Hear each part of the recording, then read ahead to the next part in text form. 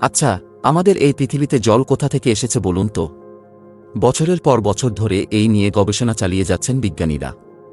তার থেকেও বড় কথা হল, পৃথিবী পৃষ্ঠের ৭১% জল দ্বারা আচ্ছাদিত হওয়ার পরেও তারই উৎস আজও বিজ্ঞানীদের কাছে বড় রহস্যের ব্যাপার। গত কয়েক বছরের গবেষণায় জলের উৎস সম্পর্কে দুটো দিক উঠে এসেছে। বৈজ্ঞানিক তত্ত্ব অনুযায়ী হয় গ্রহাণু থেকে পৃথিবীতে জল এসেছে, আর নয়তো পৃথিবী তার প্রয়োজনীয় জলের সৃষ্টি করেছে। এবার পৃথিবীতে জলের উৎস সম্পর্কিত একটি নতুন দিক আলোকপাত করেছেন ক্যালিফোর্নিয়া ইনস্টিটিউট অফ টেকনোলজির গবেষকরা। ওই গবেষণায় ক্যালিফোর্নিয়া ইনস্টিটিউট অফ টেকনোলজির গবেষকরা দাবি করেছেন, পৃথিবী প্রাথমিকভাবে শুষ্ক এবং পাথুরে পদার্থ থেকে তৈরি হয়েছিল। তাই যদি হয়, অর্থাৎ শুষ্কই যদি হয়, তাহলে তাতে জল নিশ্চয়ই ছিল না প্রাথমিক পর্যায়ে।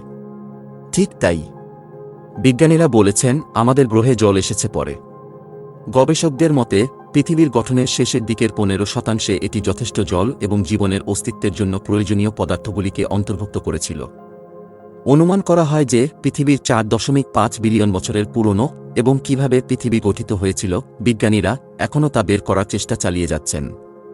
এখন এই প্রক্রিয়াটি অধ্যয়ন করার সবথেকে ভালো উপায় হল পৃথিবীর অভ্যন্তরে গরম ম্যাগমার অনুসন্ধান করা।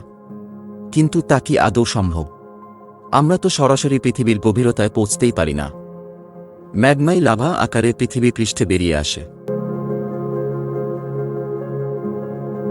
বিজ্ঞানীরা ব্যাখ্যা করে বলেছেন, ম্যাগমা পৃথিবীর বিভিন্ন গভীরতায় উৎপন্ন হয়। যে আবরণ থেকে ম্যাগমা লাভা রূপে নির্গত হয়, সেই উপরের আবরণটি শুরু হয় 15 কিলোমিটার গভীরতায় এবং তার প্রায় 680 কিলোমিটার পর্যন্ত প্রসারিত হয়। এদিকে নিচের ম্যান্টেলটি 680 কিলোমিটার থেকে 2900 কিলোমিটার পর্যন্ত মূল ম্যান্টেল পর্যন্ত বিস্তৃত। বিভিন্ন গভীরতায় গিয়ে ম্যাগমা অধ্যয়ন করে বিজ্ঞানীরা পৃথিবীর স্তর এবং গঠন ও প্রত্যেকটি স্তরে উপস্থিত রাসায়নিকগুলি সম্পর্কে জানতে পারেন।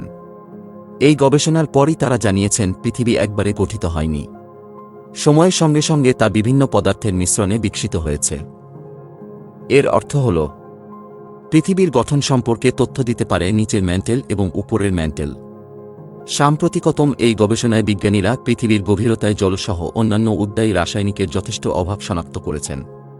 সেই কারণেই গবেষকরা বিশ্বাস করেন, আমাদের গ্রহটি যখন শক্ত পাথরে পরিণত হয়েছিল তখন তা সম্পূর্ণ শুষ্ক ছিল। এখন তাদের আশা যে এই প্রক্রিয়ার মাধ্যমেই তারা পৃথিবীসহ সৌরজগতের অন্যান্য পাথুরে গ্রহের গঠন শনাক্ত করতে পারবেন।